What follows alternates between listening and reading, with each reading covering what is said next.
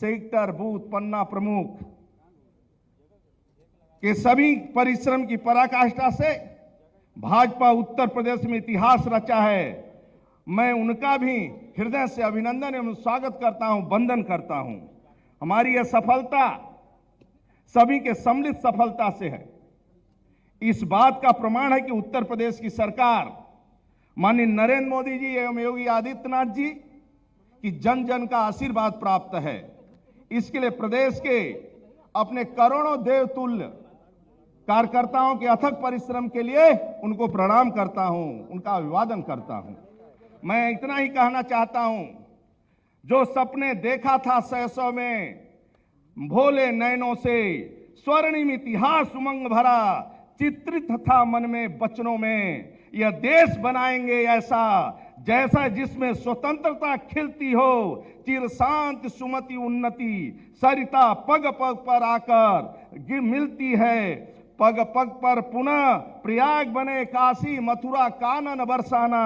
युग युग के स्वप्न संजोए जो हमको पूरे कर दिखलाना। फिर से राम राज्य भारत के खिलते कानन में बिकसाना। मित्रों, आज साथियों, भारत के स्वर्णिम विकास यात्रा में उत्तर प्रदेश का महत्वपूर्ण स्थान है। प्राचीन काल में सनातन संस्कृति के स्वर्ण काल के सृजन की धरा है। यह विश्व के आराध्य देव महादेव और राम कृष्ण की धरा है। यह वह उत्तर प्रदेश है जहां गंगा की धारा अविरल प्रवाहित होती है।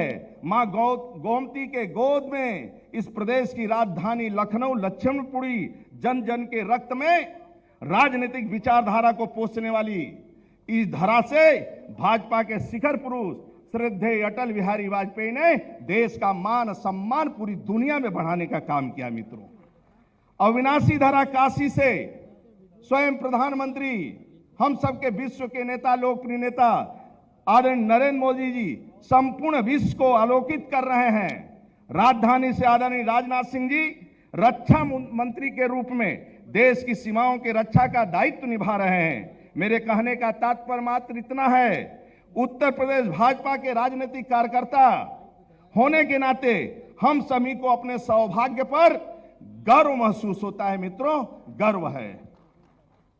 मित्रों, आज भाजपा के केंद्रीय नेतृत्व ने जिस तरह करोड़ों कार्यकर्ताओं को एक सूत्र में पिरोते हुए अपने संगठन की नीतियों से देश भर में भाजपा को सशक्त किया, वह विश्व के किसी देश के इतिहास में देखने, पढ़ने, सुनने को नहीं मिलेगा। मित्रों, ऐसा संगठन है हमारा, ऐसा हमारा तेजस्वी नेतृत्व है।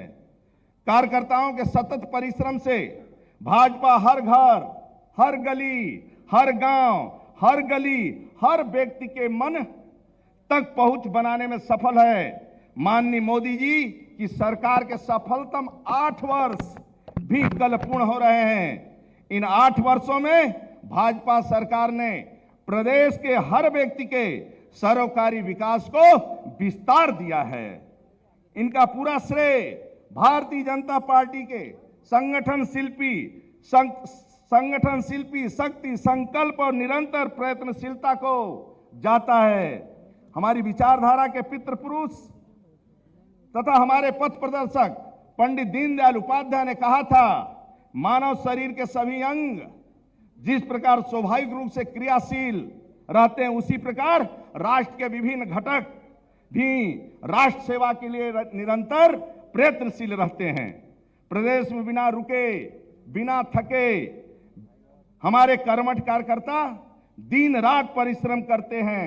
आगामी विधानसभा चुनाव को लेकर हमने विभिन्न प्रकार के कार्यक्रम किए, अभियान चलाए। 100 दिन 100 कार्य योजना की पार्टी ने क्रियान्वित किया, जिसका परिणाम रहा कि भाजपा न केवल विधानसभा चुनाव में पूर्ण बहुमत प्राप्त किया, बल्कि विधान परिषद में चुनाव में भी पूर्ण बहुमत प्राप्त किया। मित्रों, अर्जित किया। पहली बार विधानसभा में पूर्ण बहुमत है। जीत के ध्येय के साथ हमने सभी मोर्चा जातियों, वर्गों, श्रेणियों, बुनकरों, महिला, व्यवसायी, सहकारिता, चिकित्सा, विधि, एनजीओ, व्यापारिक संगठन, किसान, धार्मिक संगठनों, अल्पसंख्यकों, युवाओं, मीडिया स्तर के कार्यकर्ताओं के सम्मेलन, शिक्षण संस्थाओं, प्रबुद्धजन सम्मेलन आयोजित किए और सभी को अपनी विचारधारा से अवगत कराया। माननीय प्रधानमंत्री आदरणीय नरेंद्र मोदी जी, माननीय राष्ट्रीय अध्यक्ष आदरणीय जेपी नड्डा जी के मार्गदर्शन, आदरणीय योगी जी के यशस्वी नेतृत्व में हमारे विधानसभा चुनाव में इतिहास तो रचा है। तमाम शिक्षकों, तमाम मिथकों व भ्रमों को भी तोड़ा है। इससे हमने प्रदेश ही नहीं देश के राजनीति को नई दिशा दी है, जिसमें उत्तर प्रदेश में 37 वर्षों बाद किसी दल की दोबारा सरकार वापसी हुई है। ये ऐतिहासिक विजय है, यह अभूतपूर्व विजय है। वंशवाद, जातिवाद, परिवारवाद, भ्रष्टाचार, तुष्टीकरण, शोषणकारी राजनीति पर राष्ट्रवाद और लोकतांत्रिक राजनीति की विजय है और आपकी विजय है। ये युगांतकारी परिवर्तन हमारे नेतृत्व, हमारे निर्णायक नेतृत्व, अद्वितीय संगठन शक्ति, देवतुल्य कार्यकर्ताओं के तप, तपस्या, संकल्प, समर्पण का ही अमृत परिणाम है। इस विजय पताका ने हमने आत्मगौरव दिया है, राष्ट्र गौरव वापसी का अमृत दिया है। सबका साथ, सबका विकास और सबका प्रयास कल्याणकारी नीति की प्रामाणिकता दी है। मित्रों, यह यात्रा अटल है, अविरल रहे। इस संकल्प के साथ हमें संगठन शक्ति को आगे भी सशक्त करना है। श्रद्धेय अटल जी के वह शब्द मुझे याद है, उजियारे में अंधकार में, कल कहार में बीच धार में, घोर घिड़ा में पूत प्यार में, क्षणिक जीत में दीर्घ हार में, जीवन के सत सत आकर्षक कदम मिलाकर चलना होगा, कदम मिलाकर चलना होगा। हमने अपने कदम मिलाए, बढ़ाए और विजय की ओर उन्मुख हुए। आज परिणाम दुनिया के सामने है। आज कनाडा से जब मां अन्नपूर्णा जी की मूर्ति लाई जाती है और कोसों की पावन यात्रा के बाद काशी में प्राण प्रतिष्ठा की जाती है, तब जन जन का मन जिस तरह आनंदित होता है, इसको हमने देखा है। मित्रों, यह देश की सांस्कृतिक पुनर्जागरण का काल है और इसके प्रणेता हमारे आदरणीय नरेंद्र मोदी जी हैं। मित्रों, हमें पंडित दीनदयाल उपाध्याय, डॉक्टर श्यामा प्रसाद मुखर्जी, श्रद्धेय अटल बिहारी वाजपेयी जैसी विभूतियों की प्रेरणा तथा राष्ट्रीय अध्यक्ष आदरणीय जेपी नड्डा जी का नेतृत्व, प्रधानमंत्री आदरणीय नरेंद्र मोदी जी का पूर्ण पारदर्शी एवं भ्रष्टाचार मुक्त शासन प्रणाली एवं हमारे यशस्वी मुख्यमंत्री योगी आदित्यनाथ की स्वच्छ छवि तथा करोड़ों कार्यकर्ताओं के परिश्रम की पराकाष्ठा और बूथ बूथ संगठन के सशक्त ढांचे एवं सरकारी राजनीति के बदौलत 2024 में पुनः एक बार प्रचंड जनादेश के लिए मिलकर कार्य करना है, अपने अभियानों को गतिशील देना है। साथियों, अब मेरा मानना है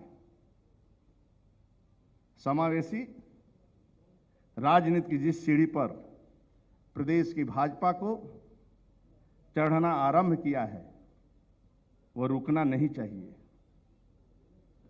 हमको इस पथ पर निरंतर चलते रहना है, बिना थके, बिना रुके, अवरोधों को ढकेलते हुए। हम रहें न रहें, लेकिन ये मशाल जो हमने मिलकर जलाई है, वह निरंतर प्रज्वलित रहनी चाहिए। इस अबाध यात्रा में मुझसे भी कोई गलतियां हुई होंगी, त्रुटि हुई होंगी, किसी का मन दुखा होगा, कोई कुछ न मिलने से दुखी होगा, लेकिन हम सब एक ध्येय के लिए कार्यरत हैं। यह ध्येय पूज्य है। इसी के सहारे हमें हर समय गतिमान रहना है। भारतीय जनता पार्टी मेरी मां है, इसलिए अपनी आस्था, विश्वास, पुरुषार्थ से उत्तर प्रदेश को उत्तम प्रदेश बनाते हुए भारत माता की समृद्धि, सुरक्षा सुनिश्चित करते हुए उसकी प्रसिद्धि में वृद्धि करने के लिए पूरी क्षमता से हम एकजुट होकर जुटेंगे। इसी के विश्वास के साथ आप सभी का हृदय से स्वागत, वंदन, अभिनंदन करता हूं। भारत माता की, भारत माता की, भारत माता की, वंदे मातरम। जय श्री राम, जय श्री राम। बहुत धन्यवाद अध्यक्ष जी।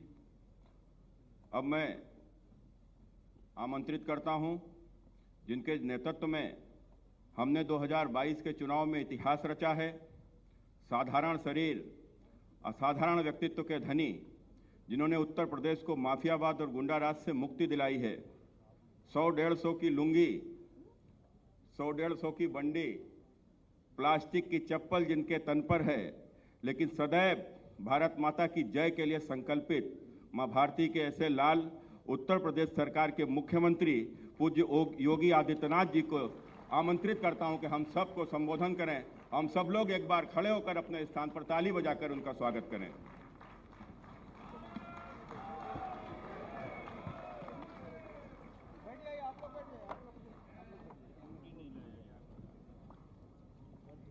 भारतीय जनता पार्टी के प्रदेश कार्य समिति के उद्घाटन कार्यक्रम में आज मंच पर उपस्थित प्रदेश के लोकप्रिय अध्यक्ष माननीय श्री स्वतंत्र देव सिंह जी, प्रदेश के प्रभारी माननीय श्री राधा मोहन सिंह जी, प्रदेश सरकार में मेरे वरिष्ठ सहयोगी उप मुख्यमंत्री श्री केशव प्रसाद मौर्य जी, उप मुख्यमंत्री श्री ब्रजेश पाठक जी, राष्ट्रीय महामंत्री श्री अरुण सिंह जी,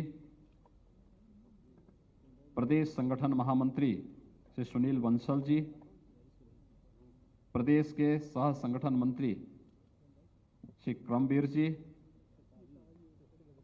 प्रदेश के सह प्रभारी केंद्रीय मंत्रीगण, सभी सम्मानित राष्ट्रीय पदाधिकारीगण, प्रदेश कार्य समिति के सभी सम्मानित पदाधिकारी और सदस्यगण और उपस्थित भाइयों बहनों, उत्तर प्रदेश विधानसभा चुनाव के ऐतिहासिक सफलता के बाद जुलाई 2021 के बाद हम सब सामूहिक रूप से एक साथ यहाँ पर एकत्र होकर के मिलन के इस कार्यक्रम में मैं आप सबका हृदय से स्वागत करता हूँ, आप सबका हृदय से अभिनंदन करता हूँ। आप सबके परिश्रम से आदरणीय प्रधानमंत्री जी के नेतृत्व, आदरणीय राष्ट्रीय अध्यक्ष जी के नेतृत्व और मार्गदर्शन में, केंद्रीय नेताओं के योग्य नेतृत्व, मार्गदर्शन और सहयोग से भारतीय जनता पार्टी ने तमाम मिथकों को, तमाम षड्यंत्रों को धूल दूषरित करते हुए 37 वर्ष के बाद उत्तर प्रदेश में फिर से सरकार बनाने में सफलता प्राप्त की है। जो सरकार अपना कार्यकाल कुशलतापूर्वक पूर्ण की हो और फिर से सरकार बनाई हो, उत्तर प्रदेश में 37 वर्ष के बाद इस प्रकार का अवसर आया है। मैं इसके लिए आप सभी भारतीय जनता पार्टी के प्रदेश कार्य समिति के सभी सम्मानित पदाधिकारी, सदस्यों और भारतीय जनता पार्टी के उन लाखों कार्यकर्ताओं को हृदय से अभिनंदन करता हूं, हृदय से बधाई देता हूं और अपनी शुभकामनाएं भी देता हूं।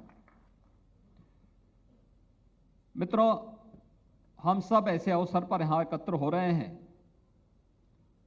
जब आदरणीय प्रधानमंत्री जी के नेतृत्व में एक नए भारत के निर्माण के लिए भारतीय जनता पार्टी के नेतृत्व की सरकार पूरी मजबूती से आगे बढ़ चुकी है और कल 30 मई को आदरणीय प्रधानमंत्री जी के नेतृत्व में भारतीय जनता पार्टी की सरकार का केंद्र में 8 वर्ष का कार्यकाल पूरा होगा।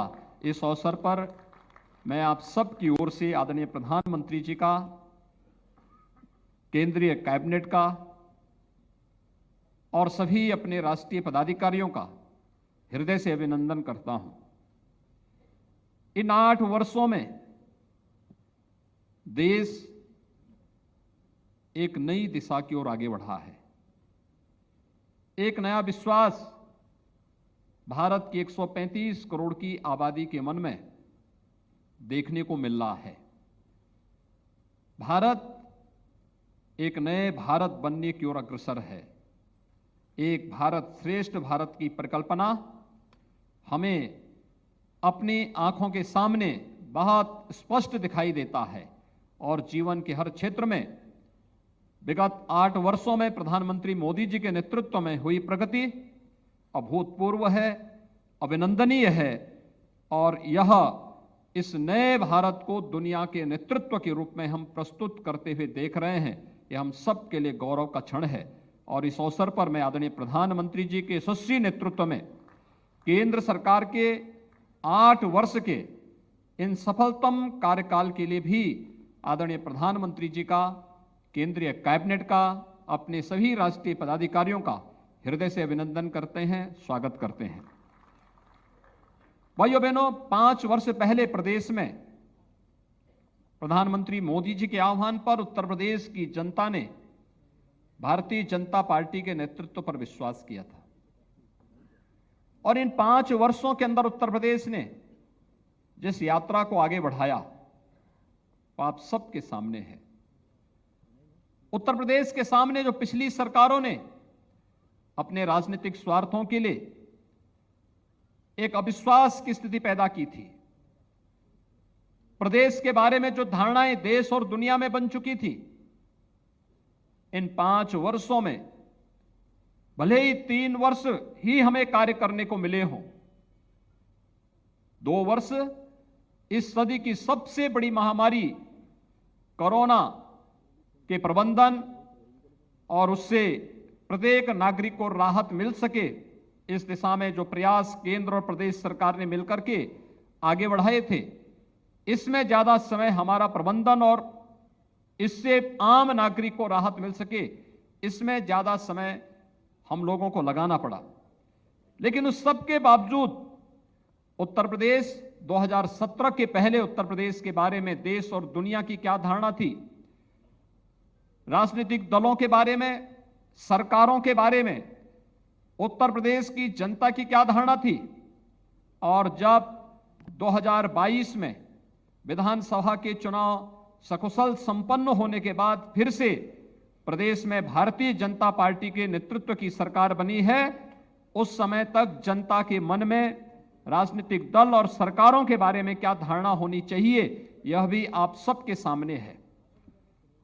पूरी ईमानदारी के साथ, पूरी प्रतिबद्धता के साथ सरकार और संगठन ने मिलकर के 5 वर्षों तक जो अनथक प्रयास किए, परिश्रम की पराकाष्ठा तक केंद्र और प्रदेश सरकार की योजनाओं को आम जन तक पहुंचाने का परिणाम हम सबके सामने रहा। केंद्र सरकार की जिन योजनाओं में 2017 के पहले उत्तर प्रदेश सबसे पिछले पायदान पर खड़ा रहता था, आज उन सभी योजनाओं में लगभग 4 दर्जन ऐसी योजनाएं हैं जो योजनाएं ईज ऑफ लिविंग के लक्ष्य को प्राप्त करने में सफलता प्रदान करती है। उन योजनाओं में जिनमें पहले उत्तर प्रदेश का कोई स्थान नहीं होता था, आज उन सभी योजनाओं में उत्तर प्रदेश अग्रणी भूमिका के साथ देश के सामने अपनी एक नई पहचान के रूप में सबके सामने खड़ा है। चाहे वह प्रदेश के अंदर 2,61,00,000 गरीबों के घर में शौचालय बनाने का कार्य। मित्रों, बहुत बड़ा कार्य था ये। जब स्वच्छ भारत मिशन की घोषणा प्रधानमंत्री मोदी जी ने 2 अक्टूबर 2014 को की थी, उस समय तमाम विरोधी दलों के द्वारा तमाम प्रकार की बातें कही जा रही थी, लेकिन स्वच्छ भारत मिशन का लक्ष्य उत्तर प्रदेश के सहयोग के बगैर प्राप्त नहीं किया जा सकता था। दुर्योग से उत्तर प्रदेश के अंदर उस समय की जो सरकार थी उसकी इसमें कोई रुचि नहीं थी। जिस उत्तर प्रदेश को 2,61,00,000 घरों में एक एक शौचालय बनाने थे, 2.5 वर्ष में उस उत्तर प्रदेश में मात्र 25 लाख शौचालय बन पाए थे। और इस लक्ष्य को प्राप्त करना था मात्र 4 वर्ष के अंदर। 2.5 वर्ष बीत गए। अब 2.5 वर्ष बीत जाने के बाद मात्र 1.5 वर्ष का कालखंड था जब भारतीय जनता पार्टी नेतृत्व की सरकार आई। यद्यपि भारत सरकार ने, प्रधानमंत्री जी ने हम लोगों की चुनौती को भी देखा और उन्होंने उस समय इसको 1 वर्ष के लिए और बढ़ाया कि देश स्वच्छ भारत मिशन के लक्ष्य को प्राप्त करने के लिए, ओडीएफ के लक्ष्य को प्राप्त करने के लिए अब इसे 1 वर्ष तक और इसको विस्तार देती है। लेकिन उत्तर प्रदेश की टीम ने आदरणीय प्रधानमंत्री जी के नेतृत्व में जो पहले से निर्धारित समय था, अक्टूबर 2018 में ही उत्तर प्रदेश को खुले में शौच से मुक्त करने की कार्रवाई को संपन्न करने 2,61,00,000 शौचालय बनाकर के उस लक्ष्य को प्रदान करके आदरणीय प्रधानमंत्री जी के विजन को जमीनी धरातल पर उतारने का काम भी किया। मैं देखता हूं आज भी विपक्षी दलों के लोगों को यह लगता है कि शौचालय बनाने का काम एक सामान्य कार्य है, इसका क्या प्रभाव पड़ने वाला है। लेकिन भाइयों बहनों, यह एक बहुत यानी पूरी भारत की तस्वीर को बदलने वाला कार्यक्रम है। कार्यक्रम इस रूप में 2014 के पहले अगर आप उत्तर प्रदेश के अंदर गांवों में जाते थे, गांव की गलियां पैदल चलने लायक नहीं होती थी, गंदगी का अंबार होता था, बदबू देखने को मिलती थी। स्वच्छ भारत मिशन के बाद, इस कार्यक्रम को सफलतापूर्वक लागू होने के बाद आज गांव साफ सुथरे हैं। गांव में आप पैदल भी जा सकते हैं, कहीं कोई समस्या नहीं। एक पक्ष इसने गांव की तस्वीर को बदला है, इसकी दूसरी तस्वीर इसने नारी गरिमा की रक्षा की है, और इसकी तीसरी तस्वीर इसने हजारों बच्चों को असमय काल कलवित होने से बचाया है।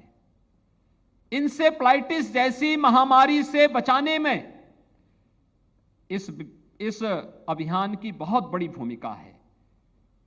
आप में से बहुत सारे पदाधिकारी पूर्वी उत्तर प्रदेश के इंसेफ्लाइटिस से प्रभावित उन क्षेत्रों में देखे होंगे जहां पर हजारों मौतें हर वर्ष केवल मस्तिष्क ज्वर और उससे जुड़ी हुई बीमारियों से होती थी।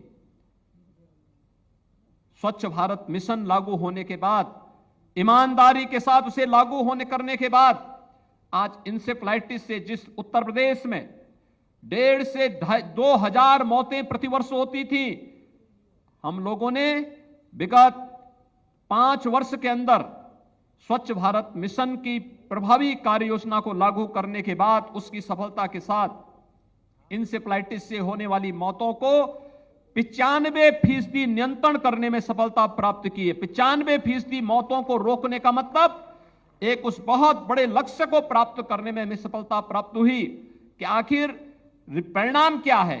परिणाम है जो एक मासूम काल कलवित होता था बीमारी से, स्वच्छ भारत मिशन ने आज उसे भी जीवन की मुख्य धारा के साथ जोड़ करके जीने का अधिकार दिया है, और यह सब संभव हो पाया है प्रधानमंत्री मोदी जी के विजन के कारण।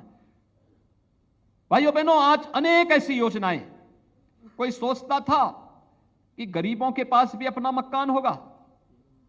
43.5 लाख ग्रामीण और शहरी क्षेत्रों में 43.5 लाख गरीबों के पास प्रधानमंत्री आवास योजना और मुख्यमंत्री आवास योजना के माध्यम से एक एक आवास को उपलब्ध हो जाना। ये केवल एक आवास की सुविधा उपलब्ध कराना नहीं, बल्कि आवास योजना के माध्यम से उन लोगों के जीवन में व्यापक परिवर्तन करने के साथ ही उन्हें स्वावलंबन के मार्ग पर अग्रसर करने का भी एक बेहतर प्रयास है। प्रधानमंत्री आवास की योजना, प्रधानमंत्री स्टार्टअप की योजना, प्रधानमंत्री स्टैंड अप की योजना, प्रदेश के अंदर एक जनपद एक उत्पाद की योजना, विश्वकर्मा श्रम सम्मान की योजना, इस प्रकार की अनेक उन योजनाओं के माध्यम से केंद्र और प्रदेश सरकार ने मिलकर के डबल इंजन का एहसास उत्तर प्रदेश की 25 करोड़ जनता को कराने में सफलता प्राप्त की। और उसका परिणाम जब सरकार और संगठन इन योजनाओं को लेकर के प्रत्येक नागरिक के घर तक पहुंचा, प्रत्येक नागरिक तक पहुंचा, उसका परिणाम रहा कि जो तमाम प्रकार का दुष्प्रचार, विपक्ष के तमाम प्रकार के षड्यंत्रों को दरकिनार करते हुए, तमाम गठबंधन महागठबंधन को दरकिनार करते हुए उत्तर प्रदेश की जनता ने उत्तर प्रदेश के अंदर फिर से भारतीय जनता पार्टी नेतृत्व की सरकार पर विश्वास करते हुए उसे 2/3 से अधिक जनादेश देकर के विपक्ष के उन सभी षड्यंत्रों को धूल दूषित करने का कार्य किया। जो एक सपने पाले हुए थे कि हम लोग उत्तर प्रदेश के अंदर अगर इस प्रकार का षड्यंत्र करेंगे तो उस षड्यंत्र से इस प्रकार की तस्वीर पैदा हो जाएगी और उस तस्वीर से हम खंडित जनादेश के माध्यम से फिर उत्तर प्रदेश में अपना जो लूट तंत्र है उस लूट तंत्र को आगे बढ़ाएंगे, वह पूरी तरह बेनकाब साबित हो चुका है। भाइयों बहनों, 2022 का जनादेश बहुत स्पष्ट संकेत करता है कि अगर आप कार्य करेंगे गांव के लिए, गरीब के लिए, किसान के लिए, नौजवान के लिए, महिलाओं के लिए, समाज के प्रत्येक तबके के लिए ईमानदारी के साथ कार्य कर रहे हैं, तो जनता जनार्दन भी उसी मजबूती के साथ जाति, मत, मजहब, क्षेत्र, भाषा से ऊपर उठ करके आपके साथ पूरी मजबूती के साथ खड़ी होती हुई दिखाई देगी। आपने चुनाव में देखा होगा कि आधी आबादी ने अपना आशीर्वाद भारतीय जनता पार्टी को दिया और उसके पीछे उसे एहसास हुआ जो बेटियों और बहनों के सामने सुरक्षा का संकट था, महिलाओं के सामने घर से बाहर निकलने का एक संकट खड़ा हुआ था पिछली सरकारों के समय में, उस संकट से सरकार ने मजबूती के साथ उस प्रकार के कार्यक्रमों को लागू करने के बाद प्रदेश में जो लागू किया उसके परिणाम देखने को प्राप्त हुए। कोरोना कालखंड में, संकट के उस दौर में हर नागरिक के साथ कैसे खड़ा होना है, सुख दुख में कैसे सहभागी बना जा सकता है, जीवन और जीविका के बीच में संतुलन बनाने का कार्यक्रम कैसे आगे बढ़ सकता है, ये सभी कार्यक्रम उस कालखंड में जिस प्रभावी तरीके से लागू करने के प्रयास हुए, स्वाभाविक रूप से आधी आबादी ने उन सभी जो मिथक थे, जो तमाम प्रकार के षड्यंत्र थे, उसे दरकिनार करते हुए भारतीय जनता पार्टी नेतृत्व पर विश्वास किया और भारतीय जनता पार्टी के प्रत्याशियों को भारी बहुमत से विजयी बनाने में अपना योगदान दिया। और मित्रों, ये कार्यक्रम अनवरत रूप से आगे बढ़ सके, आज ये हम सब के सामने एक नई चुनौती होगी, क्योंकि यह तो एक निरंतर चलने वाली प्रक्रिया का हिस्सा है। उत्तर प्रदेश में नई सरकार का गठन हो चुका है। नई सरकार के गठन के साथ प्रदेश में नया बजट भी आ गया है। आपने देखा होगा कि सरकार का गठन पूर्ण बहुमत के साथ विधानसभा में 2/3 से अधिक बहुमत के साथ भारतीय जनता पार्टी की सरकार बनी।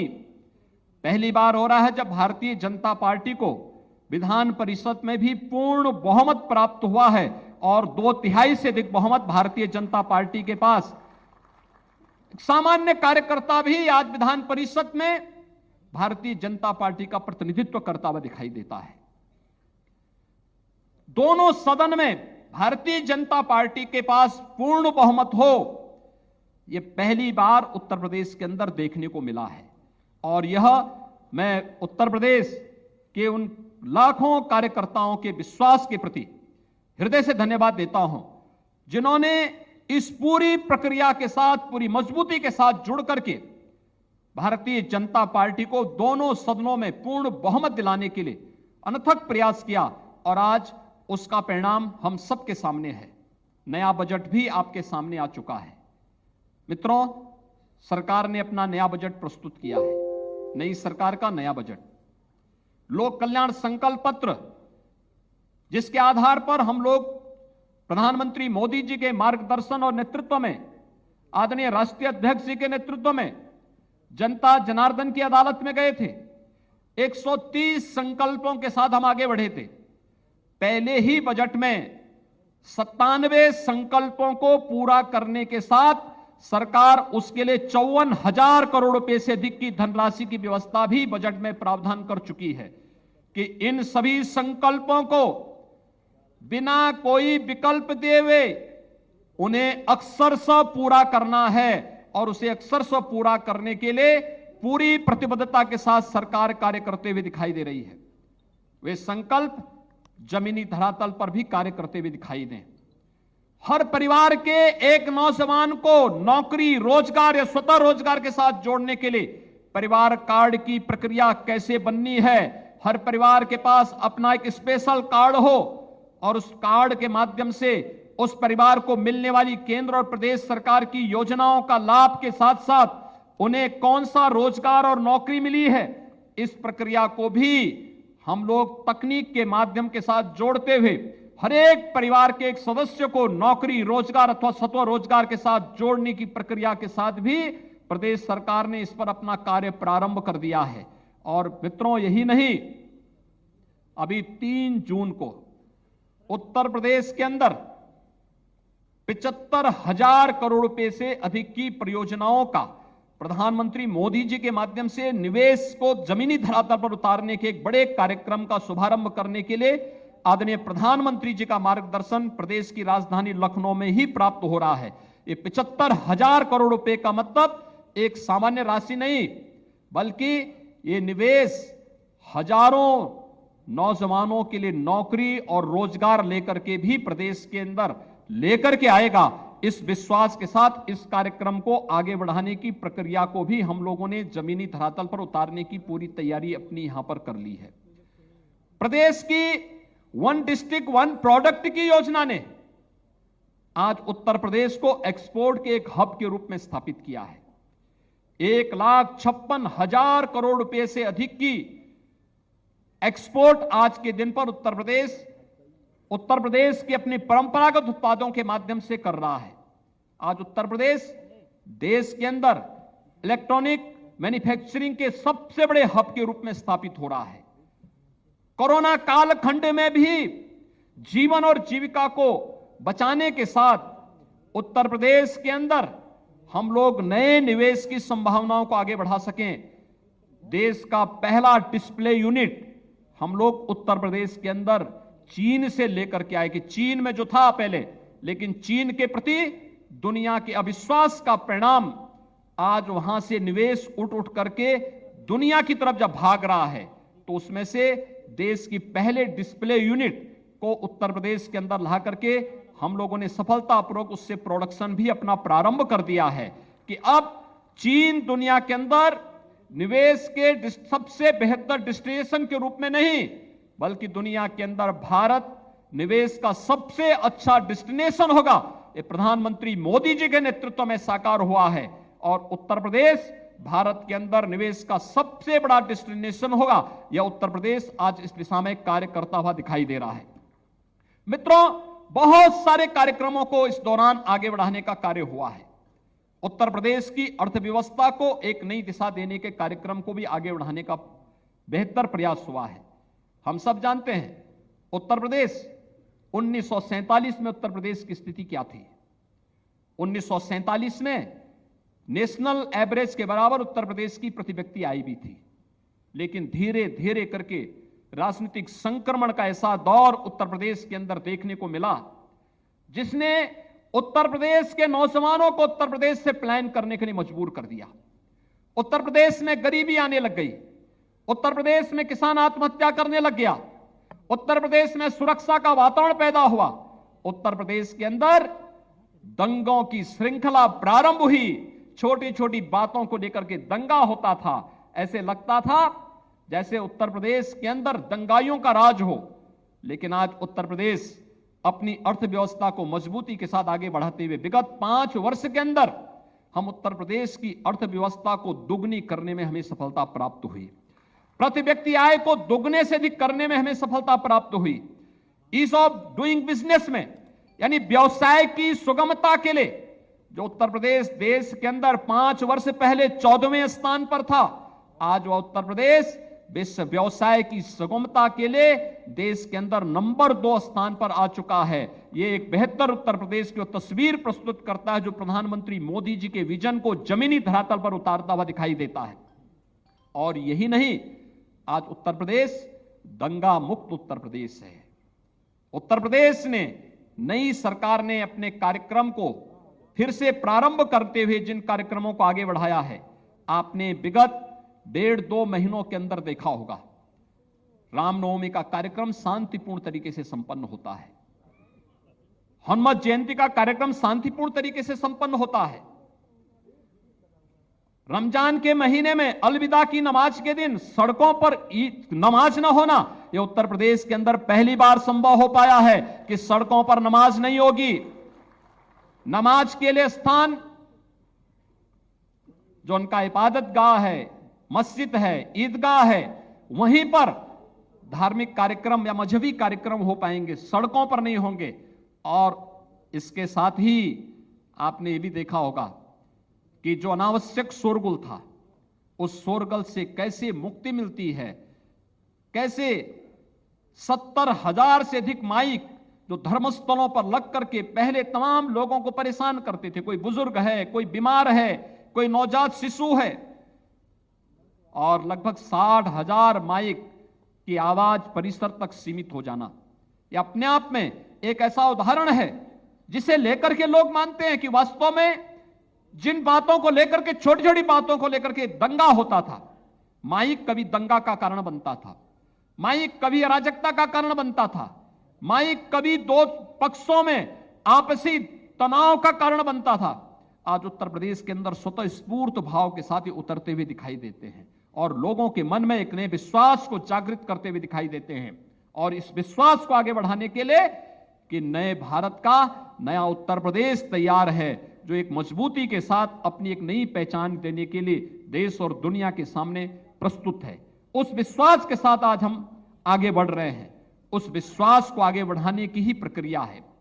जब कल आदरणीय प्रधानमंत्री जी के नेतृत्व में केंद्र सरकार के 8 वर्ष के सफलतम कार्यकाल को हम जन जन तक पहुंचाने के कार्यक्रम का हिस्सा बन सकें, उस अभियान को आगे बढ़ा सकें, और उस अभियान को आगे बढ़ाने के लिए, क्योंकि जितने भी कार्यक्रम प्रधानमंत्री मोदी जी ने विगत 8 वर्ष के अंदर, चाहे वह इंफ्रास्ट्रक्चर डेवलपमेंट के हों, गरीब कल्याण से जुड़े हुए योजनाएं हों, युवाओं से संबंधित हों, महिलाओं के कल्याण से संबंधित हों, या फिर समाज के विभिन्न तबके के हितों के लिए किए जाने वाले कार्यक्रम हों, ये सभी कार्यक्रम इस बात को प्रदर्शित करते हैं और सभी योजनाएं प्रत्येक नागरिक को स्वावलंबन की दिशा में अग्रसर करने के एक बृहद अभियान का हिस्सा है।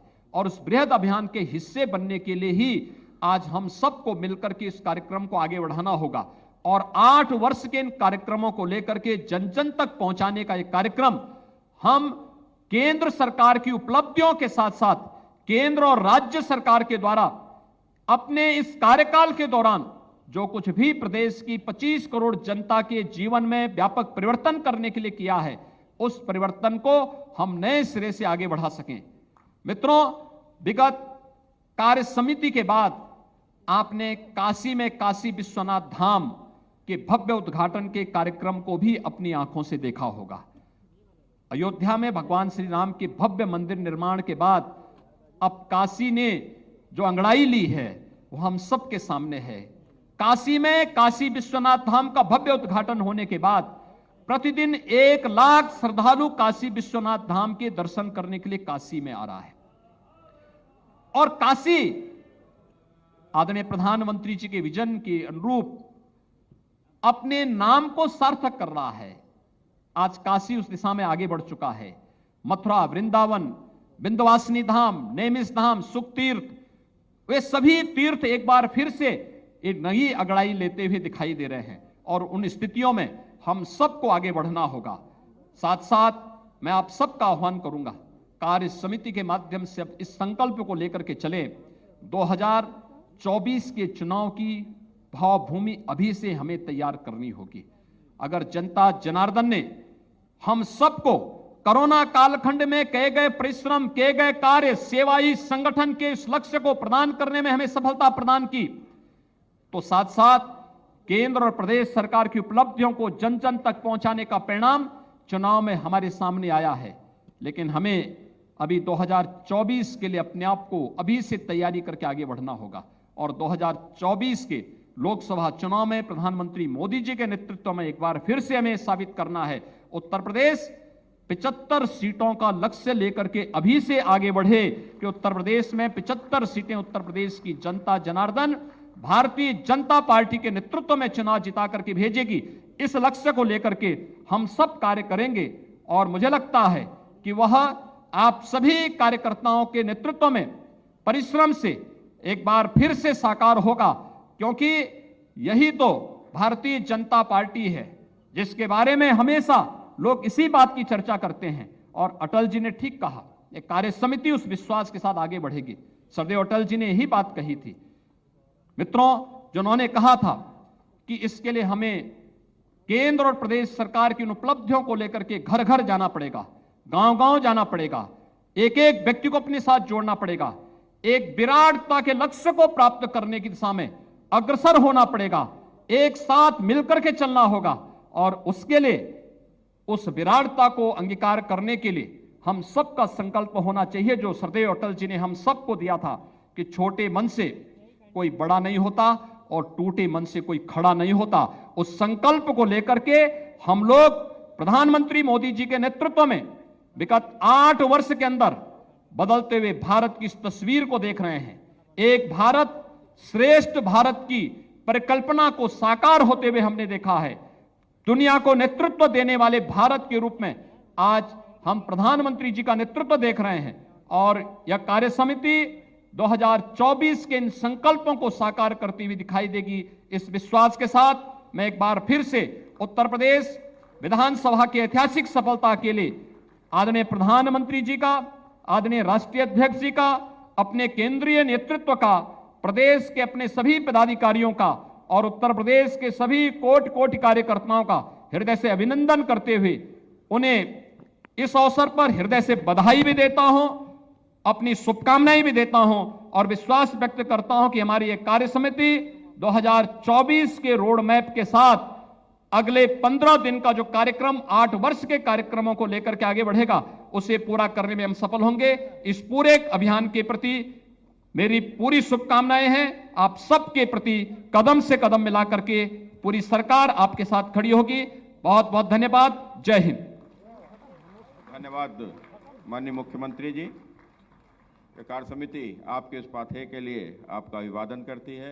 अब मैं आग्रह करूंगा हम सभी लोगों से कि अब हम प्रधानमंत्री श्री नरेंद्र मोदी जी के मन की बात सुनेंगे और अपने अपने स्थान पर बैठकर। सेल्फ हेल्प ग्रुप्स के स्टोर और कियोस्क भी खुल रहे हैं। इसकी वजह से कितने ही गरीब परिवारों की जिंदगी बदल रही है। ऐसे कियोस्क और स्टोर्स की सहायता से महिलाएं अब अपने प्रोडक्ट ग्राहकों को सीधे बेच पा रही हैं। इस पहल को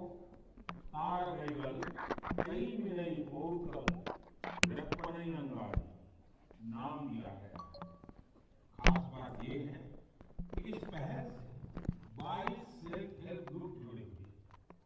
आपको ये भी जानकर अच्छा लगेगा कि महिला सेल्फ हेल्प ग्रुप, महिला स्वयं सहायता समूह के ये स्टोर तंजावुर में बहुत ही प्राइम लोकेशन पर खुले हैं।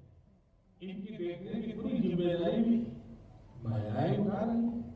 ये महिला सेल्फ हेल्प ग्रुप तंजावुर गांव और ब्रोंज लैंड जैसे जीआई प्रोडक्ट के अलावा खिलौने, मेक और आर्टिफिशियल गैलरी भी बनाते हैं। ऐसे स्टोर की वजह से जीआई प्रोडक्ट के साथ साथ हैंडीक्राफ्ट के प्रोडक्ट की बिक्री में भी काफी तेजी देखने को मिली है। इस इस मुहिम की वजह से न केवल कारीगरों को बढ़ावा मिला है, बल्कि महिलाओं की आमदनी बढ़ने से उनका सशक्तिकरण भी हो रहा है। मेरा मन की बात के श्रोताओं से भी एक आग्रह है, आप अपने क्षेत्र में ये पता लगाएं कि कौन से महिला सेल्फ हेल्प ग्रुप काम कर रहे हैं, उनके प्रोडक्ट्स के बारे में भी आप जानकारी जुटाएं और ज्यादा से ज्यादा इन उत्पादों को उपयोग में लाएं।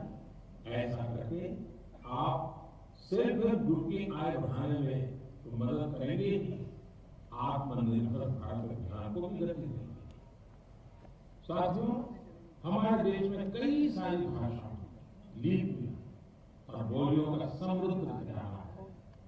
अलग अलग क्षेत्रों में अलग अलग पहनावा, खान पान और संस्कृति, ये हमारी पहचान है।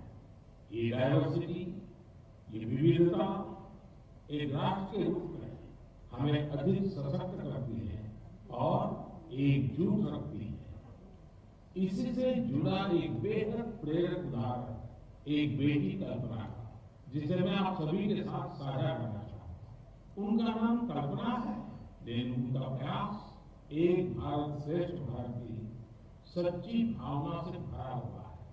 दरअसल कल्पना ने हाल ही में कर्नाटक में अपनी 10वीं की परीक्षा पास की, लेकिन उनकी सफलता की बेहद खास बात यह है कि कल्पना को कुछ समय पहले तक कन्नड़ा भाषा ही नहीं आती थी। उन्होंने न सिर्फ 3 महीने में कन्नड़ा भाषा सीखी, बल्कि 92 नंबर भी ला करके दिखाए।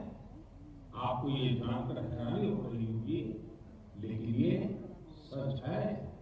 उनके बारे में और भी कई बातें ऐसी हैं जो आपको हैरान भी करेगी और प्रेरणा भी देगी।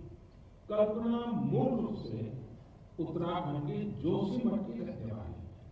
वे पहले टीबी से पीड़ित रही थी और जब वे 3री कक्षा में थी तभी उनकी आंखों की रोशनी भी चली गई थी। लेकिन कहते हैं ना, जहां चाह वहां राह। कल्पना बाद में मैसूर की रहने वाली प्रोफेसर तारामूर्ति के संपर्क में आई, जिन्होंने न सिर्फ उन्हें प्रोत्साहित किया बल्कि हर तरह से उनकी मदद भी की। आज वो अपनी मेहनत से हम सब के लिए एक उदाहरण बन गई है। मैं कल्पना को उनके हौसले के लिए बधाई देता हूं। इसी तरह हमारे देश में कई ऐसे लोग भी हैं जो देश की भाषाई विविधता को मजबूत करने का काम कर रहे हैं। ऐसे एक साथी है पश्चिम बंगाल में पुरुलिया के श्रीपति टूडू जी। टूडू जी पुरुलिया की सिद्धो कानो बेसा यूनिवर्सिटी में संथाली भाषा के प्रोफेसर हैं। उन्होंने संथाली समाज के लिए उनकी अपनी ओल्ड चिकी लिपि में देश के संविधान की कॉपी तैयार की है। श्रीपति टूडू जी कहते हैं कि हमारा संविधान हमारे देश के हर एक नागरिक को उनके अधिकार और कर्तव्य का बोध कराता है। इसलिए प्रत्येक नागरिक को इससे परिचित होना जरूरी है। इसलिए उन्होंने संथाली समाज के लिए उनकी अपनी लिपि में संविधान की कॉपी तैयार करके भेंट सौगात के रूप में दी है। मैं श्रीपति जी की सोच और उनके प्रयासों की सराहना करता हूं। ये एक भारत श्रेष्ठ भारत की भावना का जीवंत उदाहरण है। इस भावना को आगे बढ़ाने वाले ऐसे बहुत से प्रयासों के बारे में आपको एक भारत श्रेष्ठ भारत की वेबसाइट पर भी जानकारी मिलेगी। यहाँ आपको खान पान, कला, संस्कृति, पर्यटन समेत ऐसे कई विषयों पर एक्टिविटीज के बारे में पता चलेगा। आप इन एक्टिविटीज में हिस्सा भी ले सकते हैं। इससे आपको अपने देश के बारे में जानकारी भी मिलेगी और आप देश की विविधता को महसूस भी करेंगे। मेरे प्यारे देशवासियों, इस समय हमारे देश में उत्तराखंड के 4 धाम की पवित्र यात्रा चल रही है। 4 धाम और खासकर केदारनाथ में हर दिन हजारों की संख्या में श्रद्धालु वहां पहुंच रहे हैं। लोग अपनी 4 धाम यात्रा के सुखद अनुभव शायद कर रहे हैं, लेकिन मैंने ये भी देखा कि श्रद्धालु केदारनाथ में कुछ यात्रियों द्वारा फैलाई जा रही गंदगी की वजह से बहुत दुखी भी है। सोशल मीडिया पर भी कई लोगों ने अपनी बात रखी है। हम पवित्र यात्रा में जाएं और वहां गंदगी का ढेर हो, ये ठीक नहीं। लेकिन साथियों, इन शिकायतों के बीच कई अच्छी तस्वीरें भी देखने को मिल रही है। जहां श्रद्धा है वहां सृजन और सकारात्मकता भी है। कई श्रद्धालु ऐसे भी हैं जो बाबा केदार के धाम में दर्शन पूजन के साथ साथ स्वच्छता की साधना भी कर रहे हैं। कोई अपने ठहरने के स्थान के पास सफाई कर रहा है, तो कोई यात्रा मार्ग से कूड़ा कचरा साफ कर रहा है। स्वच्छ भारत अभियान की टीम के साथ मिलकर कई संस्थाएं और स्वयंसेवी संगठन भी वहां काम कर रहे हैं। साथियों, हमारे यहाँ जैसे तीर्थ यात्रा का महत्व होता है, वैसे ही तीर्थ सेवा का भी महत्व बताया गया है। और मैं तो ये भी कहूंगा, तीर्थ सेवा के बिना तीर्थ यात्रा भी अधूरी है। देवभूमि उत्तराखंड